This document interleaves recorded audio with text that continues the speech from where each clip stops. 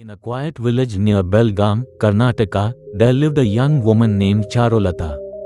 Life had never been easy for her, but she carried herself with grace and determination. Charulata lost her parents in a road accident when she was just 12 years old. With no brothers, sisters, or close relatives to care for her, she was left to face the world on her own. She worked in people's homes, doing household chores like cleaning, washing clothes, and cooking. In return, she received small amounts of money or food to survive. She often slept under a banyan tree near the village temple, her only shelter against the cold nights and heavy rains. Despite her struggles, Charulata's heart remained kind and hopeful. She found comfort in the old Shiva temple at the edge of the village. Every evening, after finishing her work, she would sit on the temple steps, staring at the statue of Lord Shiva. She whispered her worries to the idol, sharing her pain, dreams, and longing for a better life. The temple priest, an elderly man named Swamiji, had noticed Charulata for years. He had watched her grow from a grieving child into a strong young woman. He saw her devotion and the sadness she carried, and he felt a deep sense of compassion for her. One evening, as the sun dipped below the horizon, painting the sky in shades of orange and pink, Swamiji decided to speak to her. He walked slowly to where Charulata sat, her hands folded in prayer. "My child," he said gently, his voice filled with warmth, "you come here every day, and I see the sorrow in your eyes. What troubles you so much?" Charulata looked up, surprised. No one had ever asked her about her pain before. She hesitated at first, but there was something kind in Swamiji's eyes that made her trust him. Tears welled up in her eyes as she told him everything: how she lost her parents, how she struggled to survive, and how she longed to study and build a better future. Swamiji listened patiently, his heart aching for the young girl. After a long silence, he placed his wrinkled hand on her head and said, "Fate has brought you here for a reason, my child. Sometimes life is difficult, but even the hardest paths can lead to beautiful destinations." The next morning, Swamiji made a decision. He offered Charulata a place to stay in the temple's small guest room.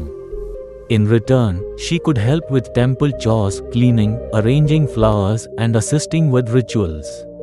Charulata was overwhelmed with gratitude.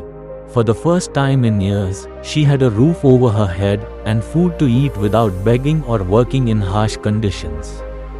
She woke up every day before sunrise, swept the temple floors, lit oil lamps, and decorated the idol with fresh flowers. Swamiji began teaching her Sanskrit shlokas, temple rituals, and even reading and writing in Kannada and English. Charulata eagerly absorbed everything he taught her, her mind sharp and her heart full of hope. Over time, she became an important part of the temple. Villagers who came to pray noticed her gentle nature and dedication. People started seeking her advice, feeling that her struggles had made her wise beyond her years. Charulata, despite her painful past, always offered kind words and a listening ear. One day, a wealthy devotee named Ramesh visited the temple to offer a large donation. He was impressed by the cleanliness and peaceful atmosphere of the place. When he learned that it was Charulata who kept the temple so well maintained, he asked to meet her. Charulata humbly greeted him, her head bowed in respect. Ramesh asked about her story, and Swamiji gently explained her past and how she had transformed her life through hard work and dedication. Ramesh was deeply moved. "My daughter," he said, "you deserve more than this. If you are willing, I will sponsor your education in Belgaum city. You can stay in a hostel, study, and build a future for yourself." Charulata was stunned. It was a dream she had never dared to dream. She looked at Swamiji with tearful eyes, unsure if she should leave the temple that had given her everything. But Swamiji, though saddened by the thought of her leaving, smiled and encouraged her. "Go, my child," he said. "The world is waiting for you. But remember, this temple will always be your home. With a heavy heart and hopeful spirit, Charulata left for the city. She studied with dedication, overcoming every challenge that came her way.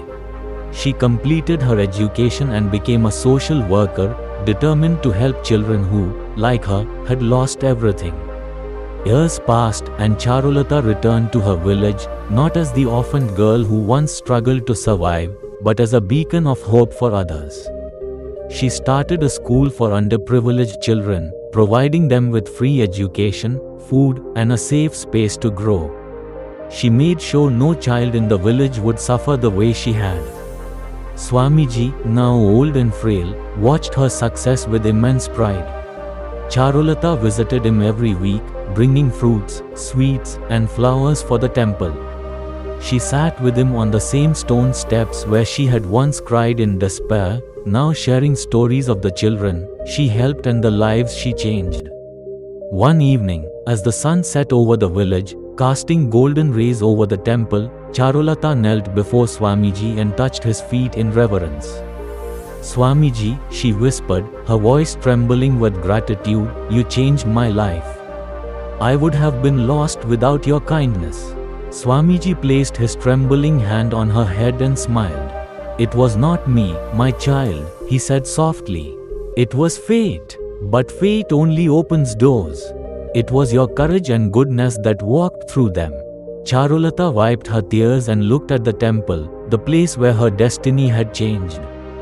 She realized that fate wasn't just about hardships or miracles, it was about the people who appeared when she needed them most.